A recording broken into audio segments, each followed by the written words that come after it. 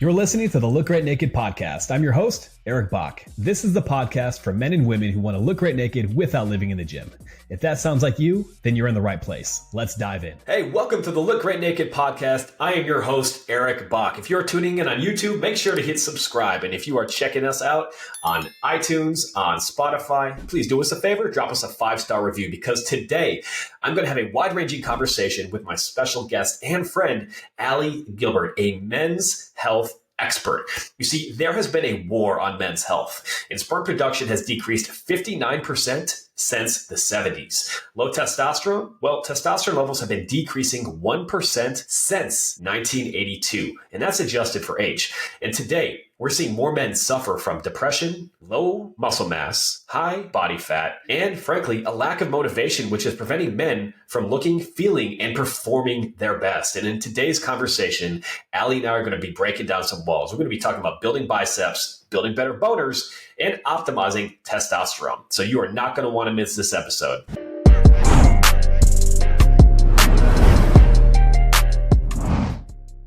All right, today I have my good friend, the Queen of Men's Health, founder of the Silverback Summit, and a Golf Digest Top 50 Fit Pro, Allie Gilbert, who helps busy men get jacked, optimize their testosterone, and conquer nutrition while normalizing our favorite topic, boner talk. Allie, how are you doing today? You want to tell them what I put on the submission form for the podcast? Yeah. When Allie picked her time slot for us to have this podcast today, it came through as boner queen. So I'm working, and all of a sudden I get this notification that pops up on my Gmail on a different tab, and it just says boner queen has booked a call.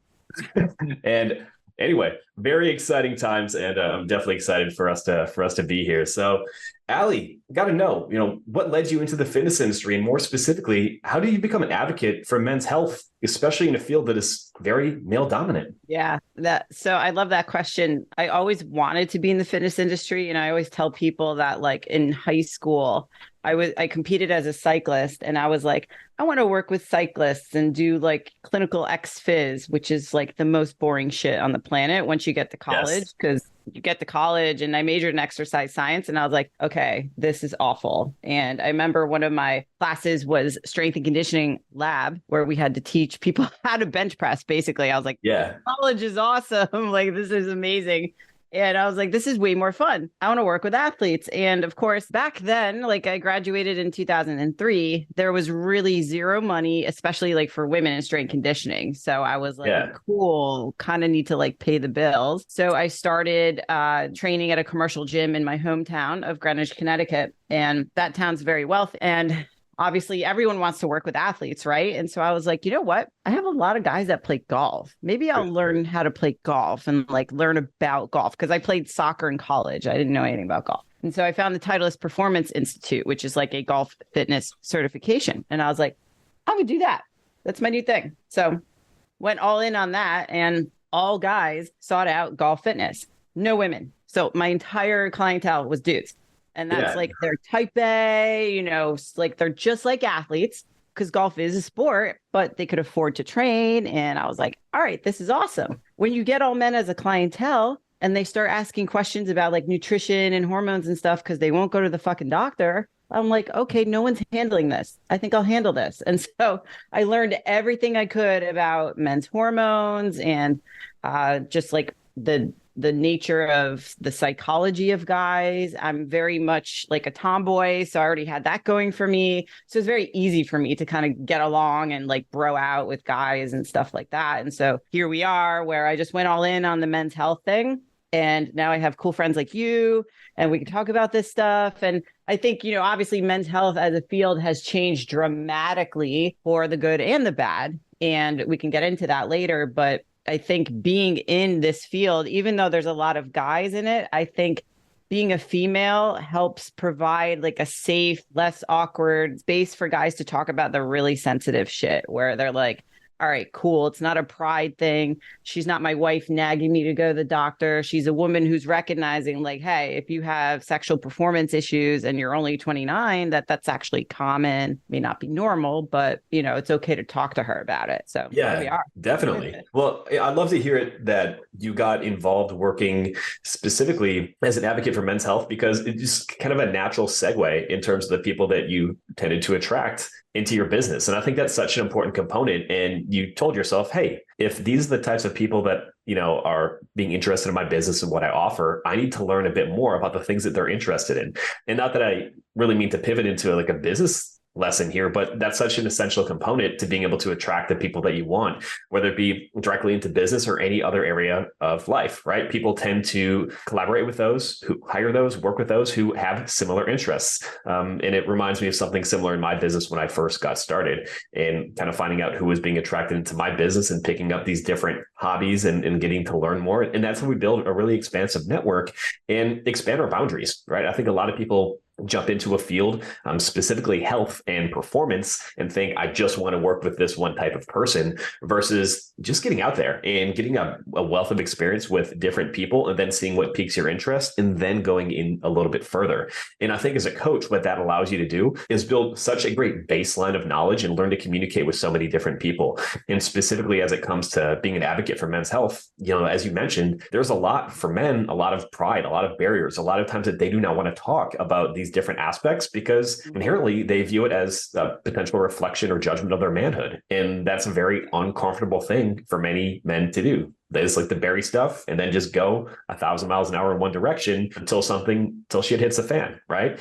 And I think that's a perfect time to talk about what is the current state of men's health? What have you noticed throughout your career versus where we are now? I love that question. And actually, just to backtrack, because it's funny, you mentioned about learning so much about your audience. And I remember this was, I don't know what year, maybe 2009 or 10, back when they still printed many magazines. So you were probably way younger. But I went out and bought like Cigar Aficionado, and I bought all these car magazines. Like I liked cars, but I didn't like speak the language. And like all these, I think Maxim and like GQ. And so I was like, I need to learn. And I got a subscription to Men's Health just to see like, all right, what are my guys reading so that I can understand what they're consuming, because they may or may not bring these topics up, but at least I can understand that this is what they're reading. This is what they're being told is the right way to do stuff, and all that. And last summer I did an internship at a garage down here in Florida to learn how to work on cars. So wow. I could even talk on it more. Yeah, I was like the chick who's like, hey, I could change your oil. What's up? That's amazing. It was super fun. But with the current state of men's health, like it's in this very fragile place for multiple social reasons, but also physiological. So the physiological has to do with how sperm production has decreased like almost 60% in the last decade or so. And testosterone is declining 1% per year since 1982. And the reasons for this are pretty much the chemicals that guys are exposed to, and women too, but the environmental onslaught and the attack against hormones is causing, from a developmental age, for men to come out of the womb more feminized. And when I always bring this up in talks, I show a slide of how the male body has changed and where it's predicted to go in the 2040s. And it looks like a prepubescent girl. And people are like, oh my God. And I'm like, listen, It's not my opinion, right? So I have to make sure that people think there's a delineation there. So the reason for this, phthalates, parabens, like all these scary words that are fake hormones and plastics and body beauty products, pretty much anything plastic near us. We're born, we're put in a plastic tube. Like we really can't control a lot of this stuff, but that's really what's affecting the development of guys. Like in a woman, if a woman's pregnant with a male fetus, she can affect his ability to produce sperm when he grows up, just based on what she's exposed to, which seems so far-fetched, but it's true because they have the science to back this up. Dr. Shanna Swan has done dozens of studies on this. She wrote a book called Countdown.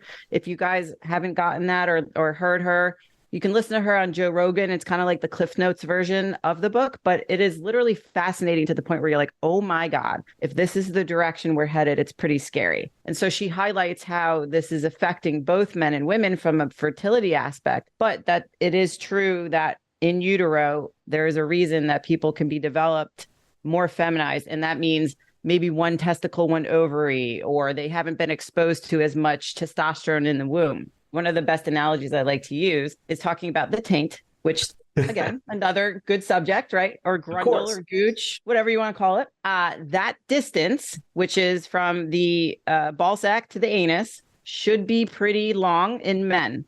That distance is shortening. Wow. The scientific word for that is the anogenital distance, or I tell people my initials, AG, easy way to remember it.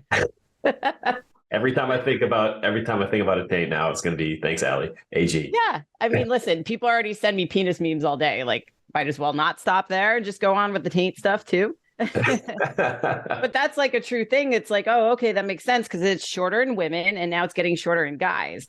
And so instead of measuring like their finger size, they can go home now and measure their taint. And I don't honestly remember what it should be, but it's more than 2 inches, I believe. So that's actually decreasing. Wow. And then the social reasons is this, war on masculinity, so to speak, where men are more confused than ever as to their role in society. And a lot of this is with the feminist movement. And I think there's a difference between being like a feminist and being a positive person about women doing good shit. Like, I love that women work and do stuff like that, right? But I also don't think that we should be suppressing men's ability to act as a man and then labeling it toxic, especially if they're strong or outspoken or have muscles. Like, I think this all feeds into this weird narrative, and we can go on about that. And it's like kind of political, but also very social. And I do bring it up in my talks just to make the younger coaches understand, like, hey,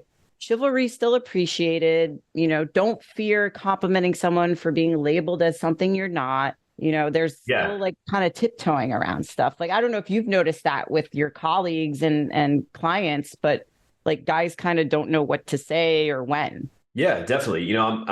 I'm 34. It's kind of an interesting age in that, I even think of like the dating scene and how some of these dynamics have shifted over the years, right? I met my wife when I was in college, right? Before all these dating apps and like this hookup culture aspect like really exploded. And that correlates directly with a lot of this rise and some of the political things that you just mentioned right there as well. And so it's really interesting where some of the actions that men would typically take, historically speaking, more male dominant leadership type roles, making the initiative, have gone downhill because of so many things you can do behind a screen. Whereas, when I met my wife, it was before Tinder, Bumble, all these different aspects, or was actually many of my, friends that are late 20s, early 30s, like that's when all this stuff actually exploded. And so we've seen this was a gradual shift and then kind of a hockey stick in terms of these social movements, and particularly not just feminism.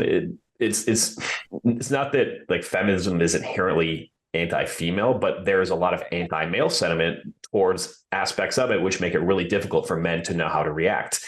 And when men are constantly tiptoeing, not quite sure what to do, what to say, because they're constantly fearful of being judged, of being something misinterpreted, of opening a door or asking someone if they want a spot at the gym as an attempt just to make a move.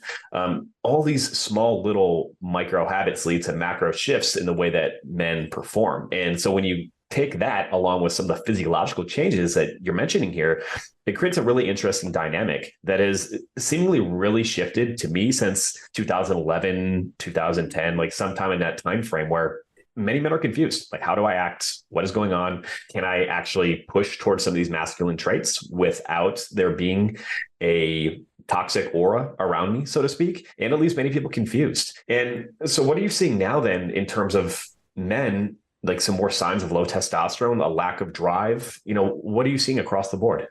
The biggest thing, because this is happening in guys who are younger and younger, like it used to be maybe guys, in their late 50s, 60s, where it would just be a decline in like sex drive and energy. And a lot of guys associate low T with, all right, my dick still works, so I must not have low T. I'm fine. And it actually is not so much that, and it's more the cognitive decline of like their ability to have, like you said, like that drive. And this doesn't mean like sex drive. This is also drive in work and motivation to just actually like win, because testosterone is like the winning hormone. Dopamine. So as soon as a guy is like, I'll do that next week, or like, maybe I don't want to really go after all this work related stuff.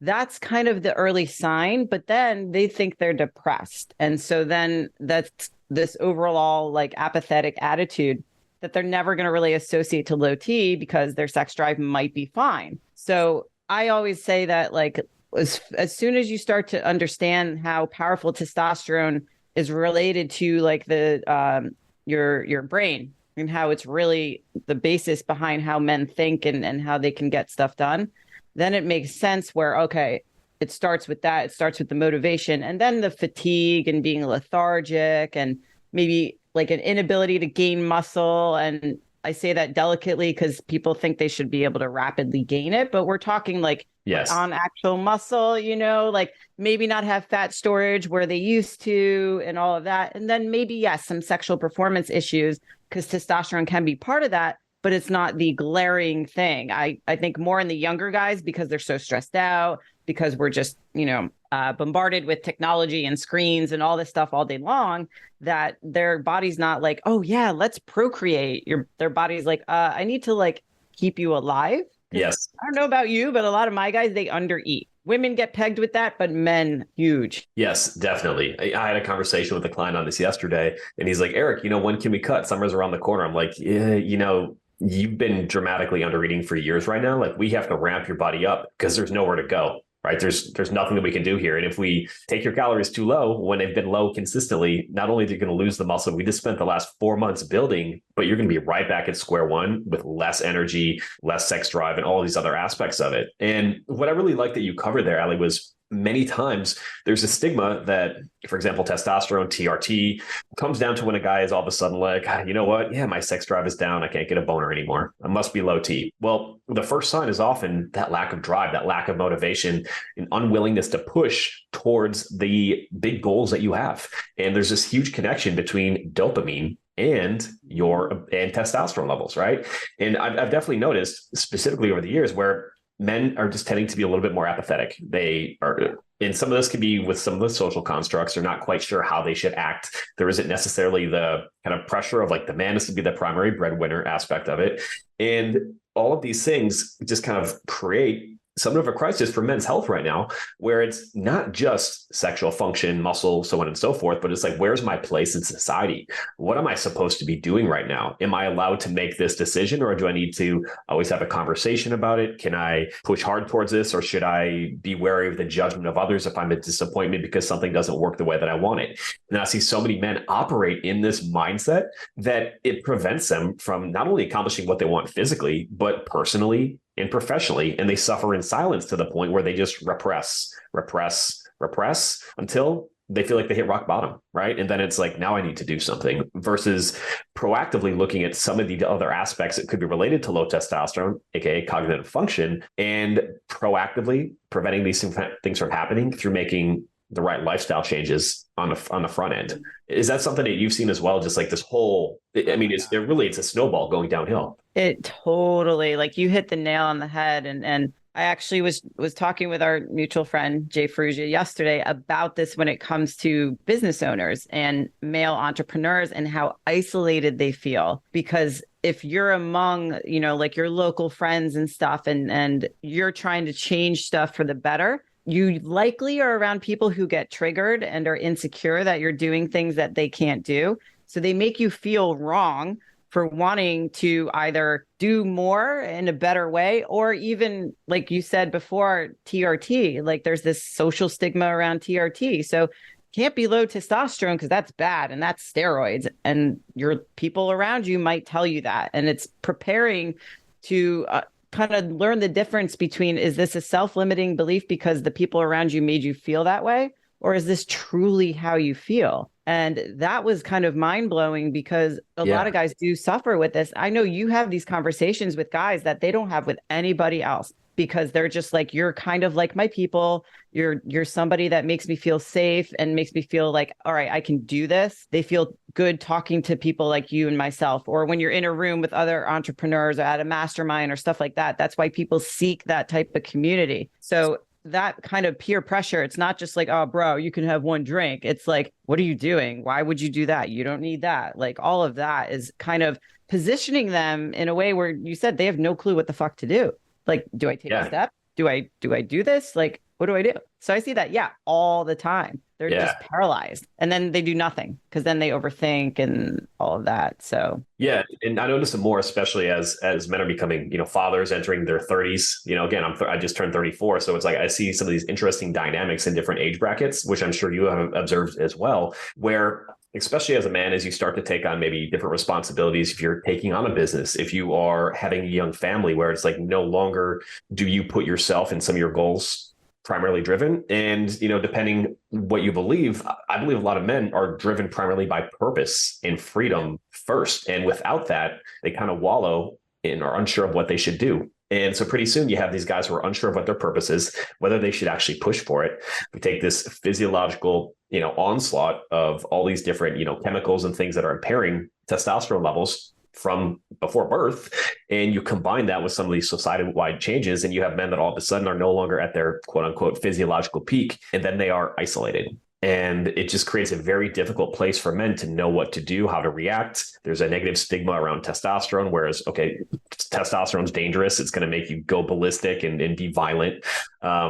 Without ever addressing the mental components of it and how it helps a man truly lean into who they are and be focused on that purpose, from which is, generally speaking, the most important thing for a man to show up as the best version of themselves across the board. And it's really sad, but we've got great educators like you who are providing information in a way that is practical, applicable, and straight to the point. And speaking of straight to the point, let's talk about testosterone boosters for a moment, because for most men, what they do is they think, hey, maybe I do have low T, and they go on Amazon, find something with Tribulus, pop it in and think, hey, great, I've got a testosterone booster. Now we're all set. What are your thoughts in general on over-the-counter testosterone boosters, what men should look for, what they shouldn't look for, maybe some steps that they should take to really get their testosterone levels checked so they can make informed choices? So I still get asked about certain products like that. Surprisingly, I'm like, haven't we heard me talk about this? But I guess you can never, say something enough times. So I used to actually go into GNC or Vitamin Shop and just peruse the men's health section and be like, all right, what herb are we selling for $90 today? And positioning it as something that's going to cause rock hard boners and stuff. So there seems to be all these new ones, and it's literally that. It's a collection of herbs that you could buy solely for $8, and then they put it in a jar. So here's the thing: if they worked as well as they claim, then I think everyone would be taking those in lieu of TRT. So even though it seems like, oh, this is something natural that might be able to boost, does it increase testosterone? On paper, yeah, it might. You might go from 300 to 350. Woohoo. You're not really going to feel that. You're still very low. So, and that's transient, and it doesn't stay there, and it doesn't really tackle everything else, your lifestyle and your habits and stuff. But we're very ingrained to oh, there's a pill, I'll take it. This is the easy way. Yes. So don't waste your money with those, because again, on paper, yeah, it might work, but that means nothing. So getting your labs done will actually be more meaningful as far as where you stand and what your function is as a man. And that alone is very hard for guys to get. It's getting lab work done. Very difficult. Oh my God. But it's actually easier than ever now, because you could do it at home. You can do it in the privacy of your home. You can buy it online. There's tons of options. Now you know where you stand. Now you know, are you low testosterone or not? If you are you low because it's primary hypogonadism, which means that something happened to the testicles, your balls died? Are you older? They're not functioning anymore? Is there trauma? Did you get kicked in the testicles when you were a kid or played soccer and just didn't connect the dots? Secondary hypogonadism would be something with the brain, which is going to be 80% of the clients that we work with, where something is kind of scaring the signal from your brain to your testicles to produce testosterone because you're so stressed. And that, I think, is what a lot of guys deal with. And the analogy I use for that is if you're in the gym, you're doing a 1RM squat, you're on your way up, you're shaking, your eyes are bulging, you're holding your breath, you're turning purple, you might poop your pants. And then all of a sudden, your love interest walks in front of you and it's yo, Eric, let's go. Are you going to be able to pop a boner at that moment? Yeah. So yeah, that's like the same impact that stress Yes. has on your body. And so then they're like, oh, because like I said before, your body's not like, yeah, let's procreate while we're in this highly sympathetic state. No, it's like, okay, chill out. So understanding where you are from a physiological aspect, why your testosterone is low, is going to be much better for you than grabbing a booster or DHEA off the shelf just to because you think you might be low T. We have to understand why. And then all the stuff that you and I handle as far as the lifestyle stuff, the training, the nutrition, and getting all that dialed in has to happen anyway, even if you do go on TRT, because it's not a panacea. Yeah, I think that's so crucial. And I want to piggyback on a couple things that you mentioned. First, on the stress component, right? One way that I always like to break this down, when I'm talking with my guys is, listen, we have to be in synergy. We've got your nutrition, we have your training, we have your lifestyle. And you could have the same training methods that you did when you're 22 and better nutrition right now. But if this lifestyle component, if you're getting 5 hours of sleep a night, living on, 600 milligrams of caffeine per day, and you're chronically stressed from all these other demands in your life, we can't keep hammering the same intensity in the gym and all these other aspects, because that balance of stress and of cortisol is going to be completely out of whack, and it's going to undermine what you can physiologically do. And specifically with men, what I see is there's a tendency for men and women, people especially who are athletes who've been in great shape, there's always going to be a comparison to what I was able to do before. And particularly with men, there's a lot more of an attribution to their self-worth with that. Mm-hmm. And so what they do is they continue training the exact same way, sometimes with even more intensity, even though the stress from everything else in life shoots through the roof. And they start to think, I'm doing everything right, but it's not working. It must be something wrong with me. And the first place that they look is a testosterone booster or something like that, versus actually going in and getting blood work. And one reason, because it is very difficult. There are some definite great, at home type places you can go. Blokes is a up and coming, brand that does some really excellent work in terms of that blood work as well. But let's jump into that aspect then, right? You go to the doctor, say just a general practitioner, right? And you come back and your testosterone levels are 400. Well, natural levels are 300 to 1,000 on the physiological scale. Some people a little bit higher, a little bit lower. If you do that, a general practitioner is going to say, hey, yeah, your testosterone is fine. You are within a natural level. Well, if you haven't gone and gotten your levels checked, let's say you did at 25 and they're actually 800 and you're 400 now, hell yeah, you're going to feel a difference. You got half the juice that you're used to having, right? And so it's so crucial for men. I always tell my clients, if you can by 25, get a good baseline of testosterone. Maybe it needs to be even earlier now based on some of the changes that we're seeing. But because we have this range, there can be those significant drops where if you don't have any baseline information, your doctor is going to say, hey, you're fine, don't worry about it, while you continue to suffer. Is that something that you see quite a bit, with your clients? Oh yeah, God, it's the educational curve surrounding like why we don't want to use, number one, insurance, number two, a GP for testosterone, and guys just don't know because they don't go to the doctor. So like, how are you supposed to know like where you're going to go? And if it's not a GP, is it an endocrinologist? Likely not. And it's this very unregulated but regulated industry with the TRT world, because like in Florida, there's a clinic every 5 minutes, like behind the gas station. You could literally walk in, come out with like Winstrol and testosterone, no one bats an eye. But in New York, you could barely get labs done. So it's a little bit crazy, but for insurance, so let's pretend that somebody wants to go through insurance and tries. So they will usually ask, can I get all these labs through my GP? The answer is maybe. And you can ask for a list. The problem with that, it's kind of like if you go to a nightclub and you want to get a bottle. In order to get a bottle, you have to get a table. And then that bottle of vodka, which is what, $30 in the alcohol store. I always call it the alcohol store. Obviously, I don't drink. The liquor store is like $30, but at the club, it's like $500.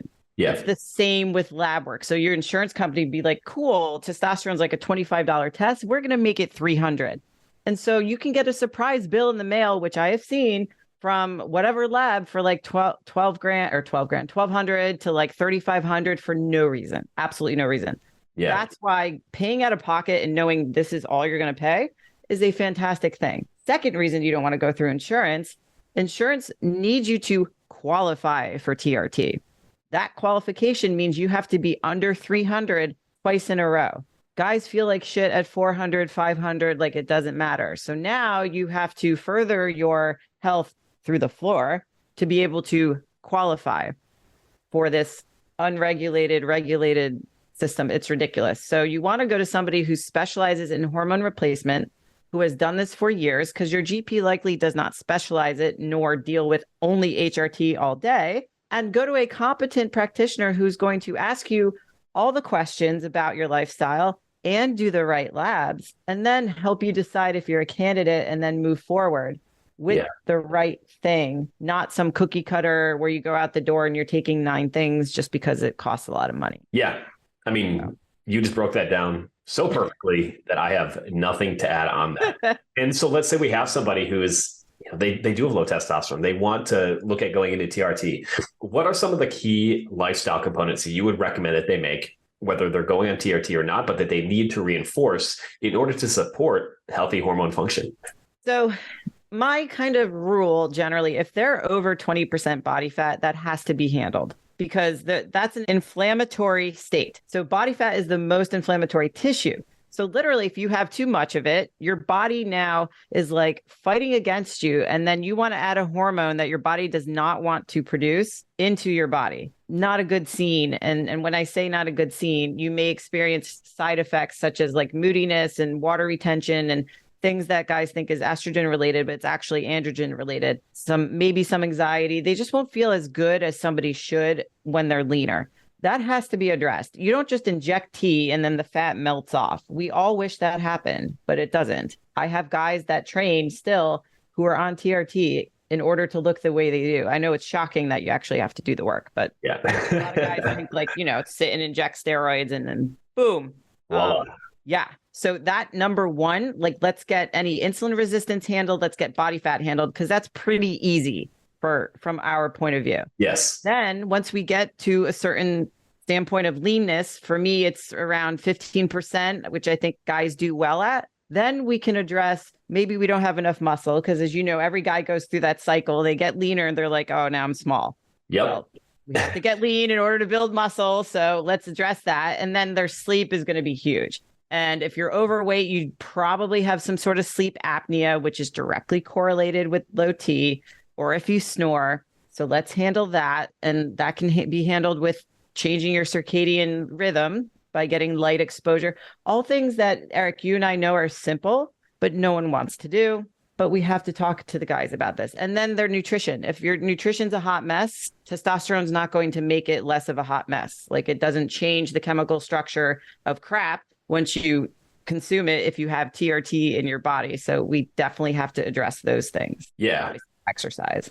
No, so crucial, right? Like, people think, especially, you see like influencers, I'm not going to throw any names out here, but like somebody gets popped for lying about being on steroids and whatnot. And obviously that's unethical, right? Like, if you market yourself as natural and do all these things and then you're juiced to the gills, on $25,000 a month of gear, like that's a different story. But people view that if you take TRT or testosterone, it's going to be a magic panacea, and all of a sudden you just are chiseled out of granite. It's not the way that it works. You still have to do the underlying work when it comes to improving your sleep, improving your health, losing that body fat first, so your body responds. Yeah. Something that we always say is like, look, success comes down to the ruthless execution of the basics. Can these different aspects, can they help? Yes, but we still have to do basic things like getting proper sleep, getting sunlight, going for walks, reducing body fat, and making sure that you as an organism are healthy before these other strategies are truly going to work. And because it seems so simple in a world where, everything's a 3 to 5 second, snapshot in a quick headline where you have all this surface level knowledge, I feel like people really struggle to gain the depth of knowledge about their body and about what they need to do with health, because they're always chasing something that's short, quick, digestible, and immediately usable. But without that depth, that's where people really struggle to optimize their health, not just testosterone, but their health in general. So let's pivot just a little bit. Let's talk about some things that I see quite a bit. And, we talked about just a few things socially, right? Like, one thing we've seen is definitely the rise of, marijuana, marijuana related products, CBD, so on and so forth. What do you think about that as a role on testosterone? But in addition, do you think that, sometimes we see men using things like marijuana as a way to potentially disconnect, that feeds into some of these social barriers that men are feeling and not being able to fully express themselves? And how does that relate to hormone health? Yeah, so that's a great question too, because that does get brought up often. And I know that, like, from my understanding, marijuana can suppress the production of GnRH, which is gonadotropin releasing hormone, which basically is part of that signaling pathway to stimulate the testicles to produce testosterone.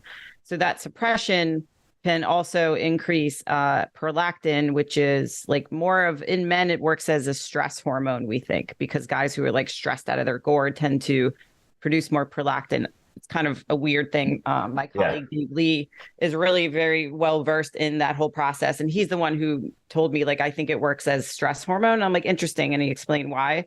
And it's beyond what I could actually duplicate to be able to explain, but it's really good.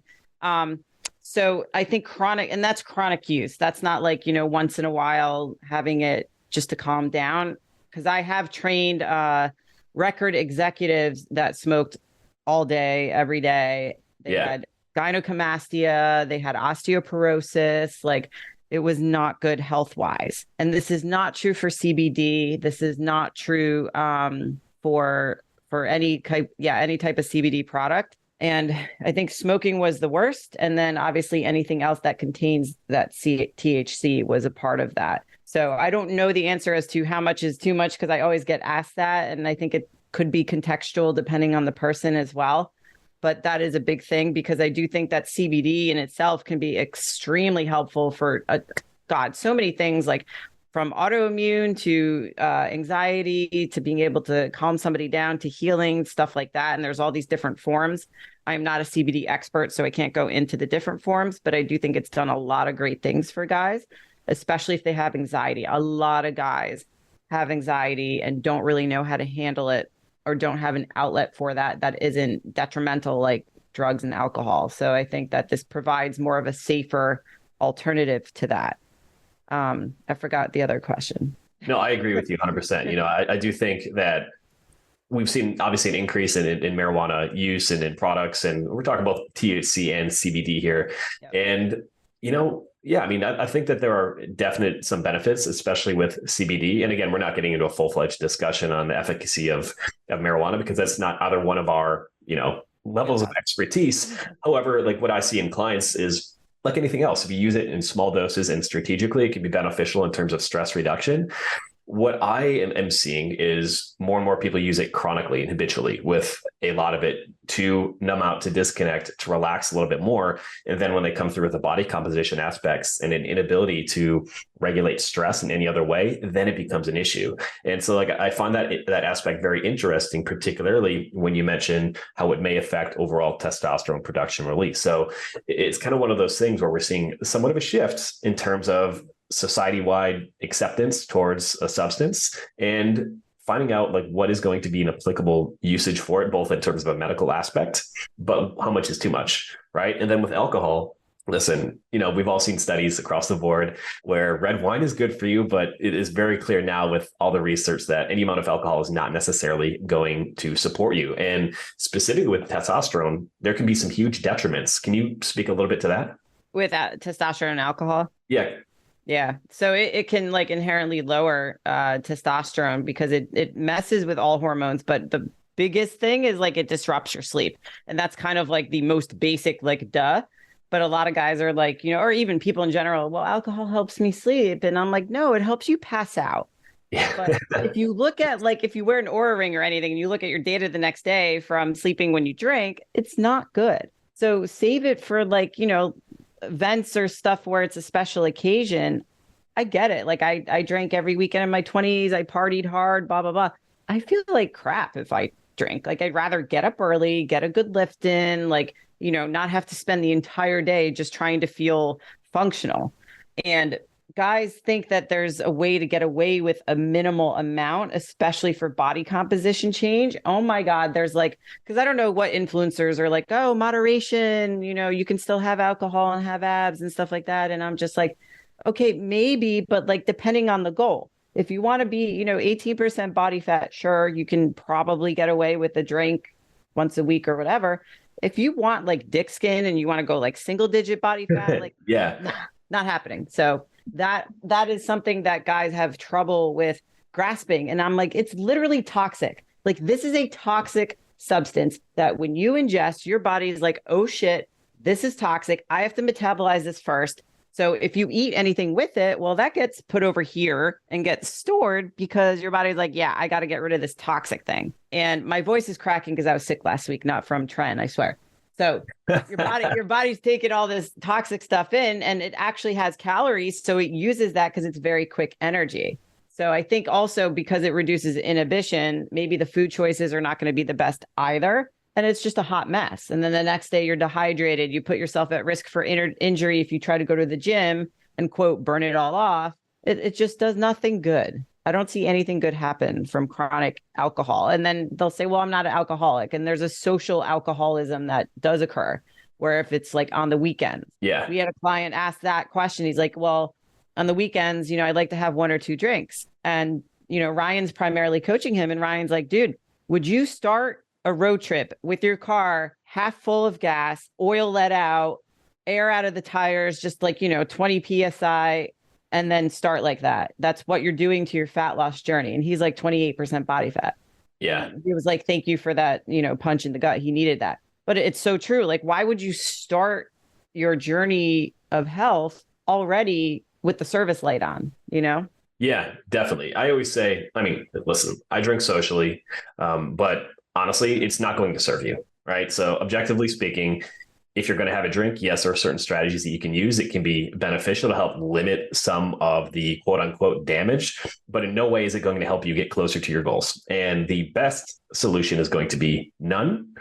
The next best is going to be as little as possible, right? And so, especially when we're talking hormone health and all the things related to sleep, which underpins hormone function of everything and all physiological function, well, then you want to really pick and choose your battles and where you want to be able to allocate resources. Yeah. So, and I'm like kind of a dick about it in the sense that I'm just like, it's really bad, but there is a way to, work it in, like you said, socially for guys who maybe they don't care about looking super chiseled. And I'm totally cool with that because I have a lot of CEOs that do it socially. They entertain clients, they have a drink or two. There's strategies, like you said, going in, not dehydrated, going in hydrated, planning what you're going to eat. Maybe you don't train the next day if you feel awful. Maybe you hit, the sauna or do something like relaxing, stuff like that. Like there's ways to strategically plan around that. And yeah. I tell people, if I drink Tito's on the rocks with lemon juice. And then I put like Mio, that sugar-free lemonade in it. Probably butchers it, but. Hey, do they sneak vitamins in there? They might. But no, the big thing. You could add that in. I used to add branch chains to vodka when I was younger. There you go. I remember working at a gym, and actually there was a supplement company that was attached directly to the gym, and they threw a couple happy hours where they were putting like pre-workout and vodka. I'm like, oh, great choice. Alcoholic Bang. I saw that at a gas station. Bang. Oh, wow. Bang spiked. Yeah. I was like, Wild cherry blackout. Can't wait. Right. All right. So let's talk about boners. There's obviously been a huge issue with men having erectile dysfunction at younger and younger ages. And we've talked about testosterone and how that plays a role. What are some of the, I guess, obvious and not so obvious signs, and what can be done about it? So this is actually a issue in younger guys, like under 30 even, who don't realize that, like, not that something's not wrong with them, but they think something's wrong with them, like really bad, and they don't talk to anybody about it. So I do have this discussion a lot because I have guys who have maybe not had the exposure to testosterone when they're younger, maybe were coddled when they grew up or didn't, do things that were causing them to stimulate the production of testosterone, and maybe were less driven, and they suffer from sexual performance anxiety because they're like, I have no erection and it's been 2 years. Like I've had guys like this. And some of the reasons that contribute to that, yes, testosterone is part of it. There are 2 other things, blood flow being one of them, probably not likely in a younger guy. But then you have the biochemistry, which is testosterone. Then you have the brain, which is the stress. So 3 Bs. I got that from my friend Jay Tita. So blood flow, brain, and biochemistry. So the blood flow is like usually an older guy or somebody smokes or they just have poor artery function or endothelial health. So ED equals ED. My cardiologist, Dr. Twyman, made that up. Endothelial dysfunction equals erectile dysfunction. Wow. Pretty simple. Yeah. Yeah. So getting that checked for the guys who, who are in their 30s and up, you might want to understand the health of your arteries because that can contribute to erectile issues. If you don't use it, you will lose it. So basically the penis needs exercise just like anything else in the body. So if you don't use it, then it can actually curve. And Peyronie's disease is a good example of this, where it's like literally curved to where it's very painful. Yeah. And then that requires certain treatments to get it back to be straight. And then as far as the brain side is where the whole signaling comes into effect, like I was saying with the squat analogy. So guys who feel that type of stress, if you undereat, if you overtrain, if you're not sleeping, your body, again, is not in a safe place to procreate. So it's not going to be like, yo, let's get it on. You're not going to feel that. So your body's not going to be able to produce an erection. And also, like any mental trauma, I remember I had one client who he started dating this woman, and he was maybe 32. And he was able to get an erection, but then he would lose it. And I asked him, I was like, what were your relationships like previously? And he was with a girl in high school who made fun of him when he couldn't get an erection like one random day. And then that set the tone. That trauma baseline. Yeah.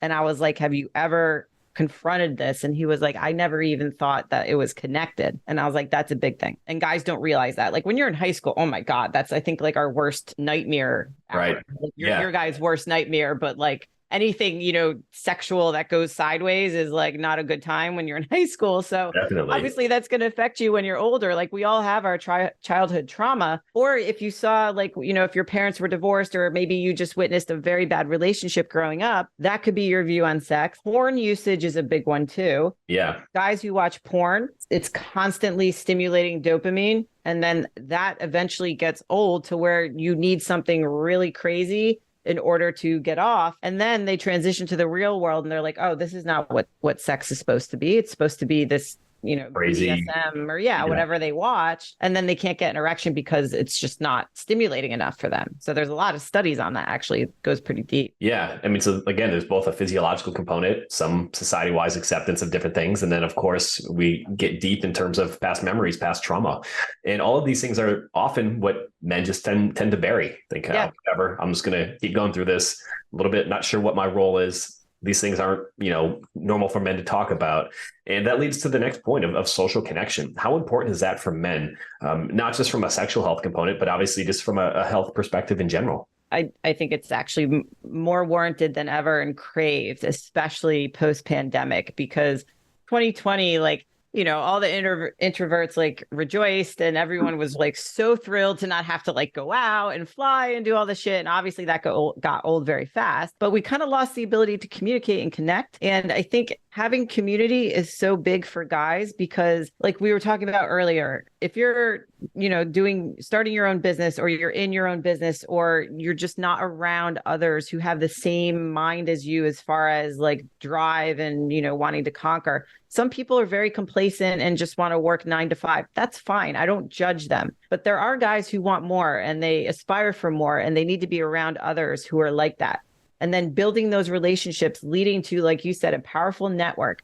Then you can call somebody whenever shit goes sideways, or you have somebody to talk about stuff like this, and it's not transactional. It just benefits anybody in so many aspects of their life, but it gives you the skills to be able to communicate, which is going to help you in your business as well. And with the event that I created with Silverback, the in-person, it's men only. And I was not sure. I was like, are these guys going to hang out with each other? Is everyone going to hermit in their own room? Not talk, These dudes were fucking BFFs by the end of the weekend, staying up until like 2 a.m. playing cards. And they all like kept in touch after. And like Ferrugia said yesterday, guys from his coaching program got together without him in Connecticut because they all became such good friends. And I think finding wherever you feel most at home, like for me, it's at events that like Bedros throws, or, with people like you, that's where I feel at home, around other like entrepreneurial meatheads, we'll call it, right? A great term. People understand you, right? Like they understand you, but they understand your lifestyle as well. Like being around that, I think guys need that, because if you're around people that constantly make you feel bad for who you are, or you feel you have to apologize, obviously that's not going to get you very far in life. Yeah. And that speaks to, and you mentioned this already, but the importance of even things like coaching and having events and doing these different aspects. I mean, I've been a product of masterminds and business coaching and this stuff since I was about 23. And some of the relationships that I built in that, I mean, we've been invited to each other's weddings. We go on trips, we hang out, we have deep conversations that you don't really have with other people, because there's that connection point where so many men who are pushing towards things, again, they don't have that social connection inherently, and then they don't put themselves out there, especially as they get a little bit older and more responsibility takes control of their schedule. They're not quite sure how to act. So especially now post-pandemic, it's so crucial to be able to find a social circle, to be able to find people who think the way that you do, who are ambitious the way that you do. And even if you have an online business like we primarily do, I make it a thing each week to go out and I box, right? And I'm great friends with my coach, Johnny. He does a great job there as well. And it's being able to get out and collaborate and to communicate with other people who might have the same battles and forge those bonds. That's such an important component, because it underpins our overall mental health and our ability to look, feel, and perform the way that we want. So, Allie, thank you so much for all of your knowledge here. This has been incredibly insightful and fun. Where can we find out more about you? So I'm primarily, most of my content's on Instagram at the Allie Gilbert, ALI. Just slide in the DMs. Nothing is TMI. Just don't send dick pics, but we can have conversations about that stuff. I do that all day long. Send me all the penis memes that you want. That's pretty much where you guys can find me, or my website, allie-gilbert.com. Awesome. Allie, thank you so much for being here. We are going to have to do this again. We will. Yes. Thank you. Hey, it's Eric here again. Before heading out, I want you to shoot me a message over on Instagram at Bach Performance and let me know, what do you want to hear next on the podcast? And we'll create an episode specifically for you. Until next time, my friend, remember, fitness should improve your life, not consume it. Did you find this helpful? If so, pound that like button and hit subscribe. Now, if you want a free copy of our Chiseled Muscle Cheat Sheet, the no BS way to help you lose body fat and build lean muscle in 90 days, make sure that you go to the description below and download your free copy. Any questions? Drop them in the comments, and can't wait to see you with the next video.